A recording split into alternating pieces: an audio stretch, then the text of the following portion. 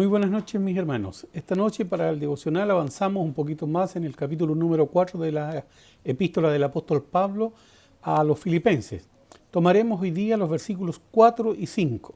Los pasajes dicen lo siguiente: Gozaos en el Señor siempre. Otra vez os digo que os gocéis. Vuestra modestia sea conocida de todos los hombres. El Señor está cerca. El Señor otorgue bendición a su palabra. A esta altura, ya en el capítulo número 4, no dejamos de ver la huella del apóstol Pablo que en este momento en que escribe la carta a los filipenses, y que ya lo hemos dicho en muchísimas oportunidades, quiere manifestar, ¿cierto?, lo central, lo que para él es más importante. La palabra regocijaos, gozo o cualquiera de esas, ustedes ya lo han escuchado, se repiten pero muchísimas veces en los distintos capítulos de la epístola a los filipenses. A pesar de las circunstancias en las que se encuentran, como ya lo hemos dicho, en que el apóstol Pablo se haya confinado, encarcelado, esperando el momento de su procesamiento y posteriormente de su ejecución en Roma por parte del César. Pero a pesar de todas esas situaciones, él escribe esta carta extraordinariamente positiva. Y esa huella se deja ver absolutamente por todas partes de la carta. Cosas como esta, como la que acabamos de leer, gozaos en el Señor siempre, las encontramos en el capítulo 1, versículo 4, en el 1.18, en el 1.25, en el 2.2, en el 2.16, en el 2.17, en el 2.18, en el 2.28, en el 3.1, en el 3.3, en el 4.1 y en el 4.4, aquí, en el capítulo 4, versículo 4. Como ven ustedes, esta idea está atravesando absolutamente todo el libro, esta idea que plantea el apóstol Pablo de gozarse en el Señor. Siendo entonces esta idea, el capítulo 4 no deja de traer sobre sí también esta misma idea y plantea el eje central que identifica prácticamente a toda la carta.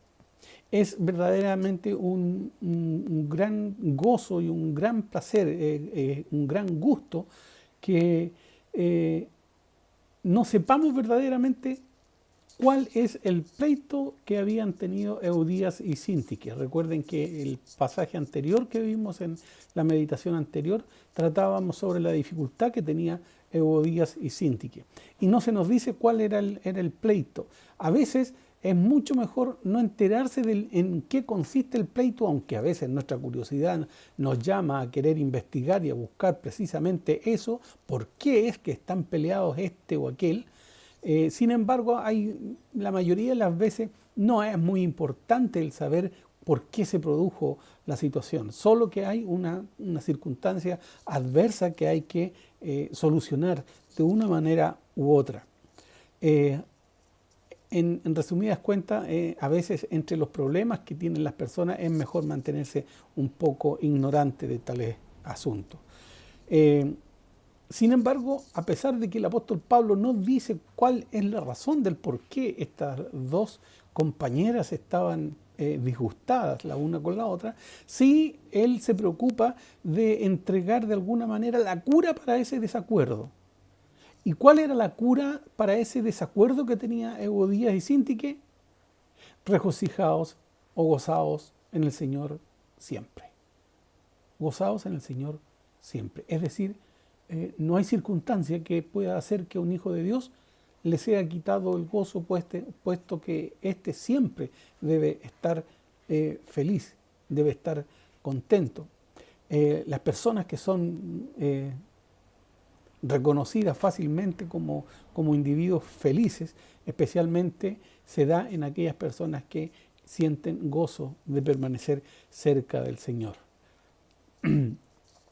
Cuando la palabra del Señor aquí, tan sabiamente el apóstol Pablo desarrolla tan ampliamente esta idea en el capítulo en el libro de Filipenses, ya sea en el 1, el 2, el 3 o el 4, los capítulos ya lo hemos visto, en todos él toca esta situación, lo hace sabiendo claramente de que él es testigo y es evidencia de que verdaderamente en medio de la adversidad con el Señor se puede vivir de manera gozosa. Las mentes de estas personas están ocupadas con las cosas de lo alto, con las cosas de Dios. Eso los sostiene, eso los mantiene, los hace sentirse gozosos. Por lo tanto, no son fácilmente distraídas estas personas por problemas, por pequeñeces, por cosas insignificantes que la verdad casi todas las veces que nosotros tenemos algún problema con alguien nos damos cuenta al poco tiempo de que haber estado enojado por una cuestión tan insignificante verdaderamente no valía en absoluto la pena. El Señor nos enseña aquí que el gozo que produce estar en la cercanía suya, es la cura de todas las discordias. Todos los problemas pueden ser solucionados si en el corazón tuyo hay gozo en el Señor. Ahora, Él dice que esto debe ser siempre. Vuelve a decir, otra vez os digo que os gocéis. El gozo de Pablo no estaba basado en una cuestión de optimismo simplemente, algo circunstancial. Su alegría no era la actitud de una mente positiva, pero sí era una alegría y un gozo que se fundaba en la confianza de que Dios estaba en control. ¿Les parece conocida esta expresión? ¿Dios está en control? Esta idea que la hemos desarrollado tanto en la escuela dominical.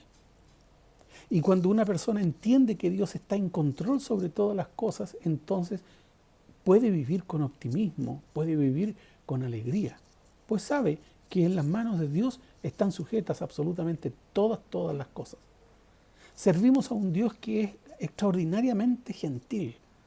Servimos a un Dios que está siempre gozoso, a un Dios que es atento, que es delicado, que es muy especial en las relaciones humanas. Él nos manda a que nos regocijemos. Él nos manda a que nos gocemos. Y esa es una de las cosas que nosotros debiéramos obedecer sí o sí. ¿Por qué? Porque cuando Dios pide esto de nosotros, tiene la intención de que seamos felices. Eso es lo que Él desea, que lleguemos a ser felices.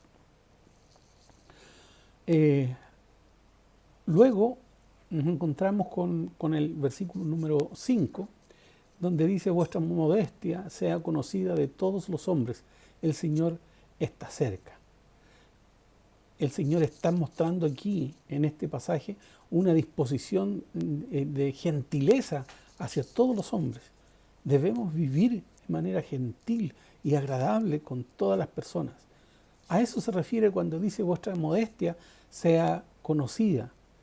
Pablo, en este caso, utiliza una palabra griega que es bastante interesante, porque esta misma palabra ha sido traducida con varios términos al español. Unas veces uno, otras veces otro.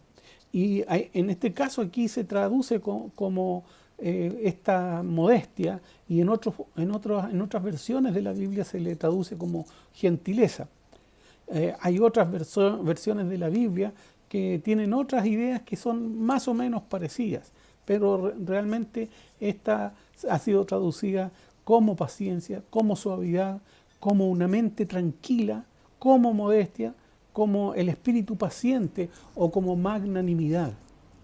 Muchas expresiones han sido utilizadas para poder traducir esta expresión del griego antiguo. No solo está el griego, un solo griego, está el griego antiguo, el griego clásico y el griego moderno. Esta expresión del griego antiguo ha sido traducida en todas estas expresiones. Significa que esta palabra de alguna manera tiene una intensidad muy particular. Suavidad, paciencia, productivo, gentileza, clemencia, moderación, para dar a entender a una mente que no está dispuesta al litigio, a contender, pero que, si bien es cierto, está con la intención de actuar, ese actuar lo hace con moderación.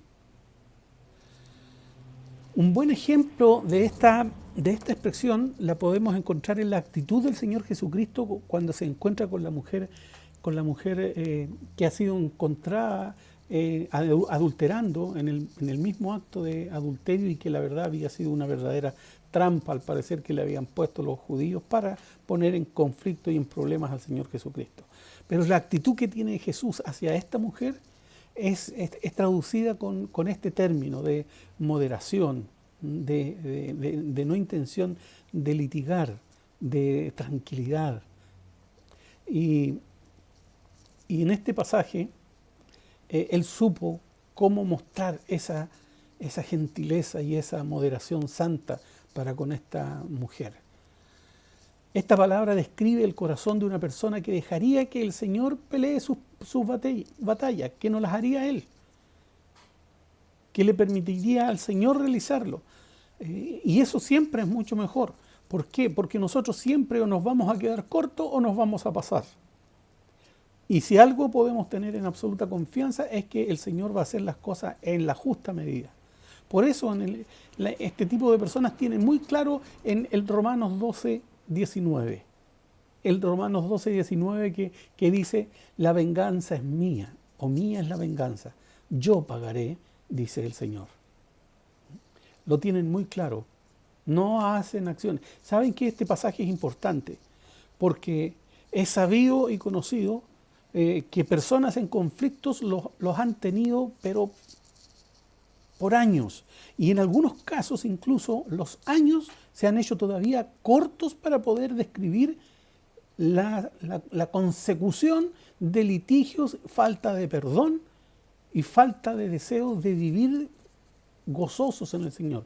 Puesto que quien no ha perdonado y quien persiste en un problema y que no tiene la menor intención de solucionarlo, o aún incluso da señales de solucionarlo por buena conciencia, pero definitivamente en la mente y en las acciones se mantiene todavía ese odio, ese malestar, ese disgusto que no ha sido superado, y que se decide mantenerlo así y perder el gozo que el Señor, a través del apóstol Pablo, indica que un hijo de Dios debe tener.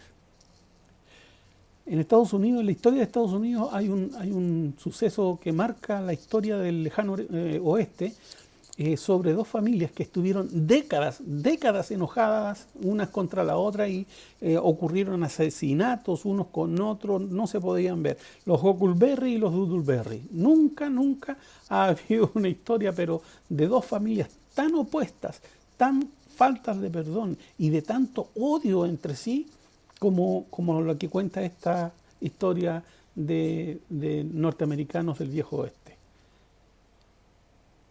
Es imposible que un hijo de Dios pueda vivir en esa condición. Porque el apóstol Pablo indica que la única manera de vivir feliz, la única manera de vivir con gozo en el Señor, es permitir que sea Dios el que solucione los problemas, y tú y yo ser capaces de dar vuelta a la página y de recuperar amistades, de recuperar hermandad. Todo bajo esta idea final que presenta el apóstol Pablo: que vuestra modestia sea conocida de todos, es decir, no es solo para algunos, sino que para todos.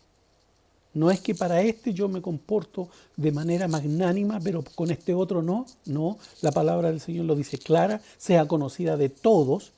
¿Y por qué? Porque el Señor está cerca. El Señor está cerca. Cuando vivimos con el conocimiento de que Jesús va a regresar pronto, esto hace que nuestro gozo, que nuestra alegría en el Señor sea más fácil. Y que así se pueda mostrar gentileza absolutamente a todos los hombres por parejo.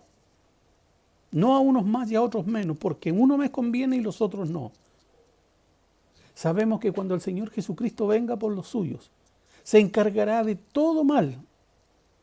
Él se va a encargar de toda maldad, de todo despropósito. Y podemos absolutamente confiar de manera cierta en Él, para hacer las cosas bien en nuestro mundo que está tan decadente y tan complicado con las relaciones humanas. Relaciones humanas que no escapan a la realidad de nuestra propia iglesia. ¿Está enojado con su hermano? ¿Está airado con su hermano? ¿No has sido capaz de perdonar a tu hermano? El apóstol Pablo lo dice aquí en el libro de los Filipenses, que la única manera que se puede hacer que vivamos con regocijo y con gozo es precisamente esto. Vuestra modestia sea conocida de todos los hombres, el Señor está cerca. Gozaos en el Señor siempre. Otra vez os digo que os gocéis. Que el Señor les bendiga.